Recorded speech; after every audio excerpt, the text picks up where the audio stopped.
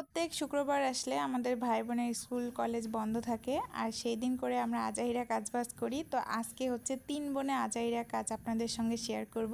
Hello everyone, আসসালামু আলাইকুম। আপনারা সবাই কেমন আছেন? আলহামদুলিল্লাহ আমি ভালো আছি। ওয়েলকাম টু নয়নাতার ডেইলি ব্লগ। আজকে আমার ছোটো বোন বলতেছিল সে শাড়ি পরে হচ্ছে ছবি তুলবে। ভাবলাম কিছু একটা বানানো যাক, সেখানে গিয়ে খাওয়াও যাবে। এরপর আমরা এগ পুডিং বানাচ্ছিলাম, নুডলস বানিয়েছি, সাথে চা ছিল। ফুচকা বানাইতে চেয়েছিলাম, ফুচকা ভীষণ পছন্দের কিন্তু টক ছিল না। দই ফুচকা আমার খুব পছন্দ। দই ফুচকা বানাতে গিয়ে দেখি দই নেই, এই জন্য দই ফুচকা বানানো হলো না। লাস্টে আমরা চা বানাইছি। তো এখানে আমি হচ্ছে পুডিং বানানোর জন্য সব কিছু উপকরণ হচ্ছে মিক্স করে নিতেছি। পুডিং বানানোর জন্য কী কী দিতে হয় এটা নতুন করে কাউকে বলতে হবে না।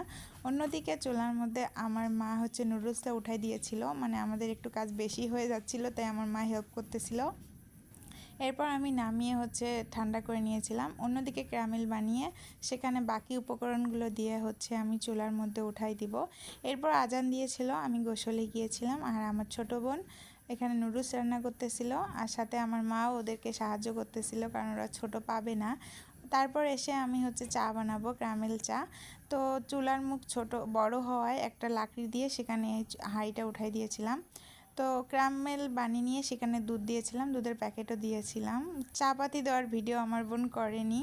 আর ফাইনাল লুকটাও দেখার জন্য নেক্সট পার্টে আপনারা অপেক্ষা করবেন। তো আজকে এই পর্যন্ত, সবাই ভালো থাকবেন। আল্লাহ হাফেজ।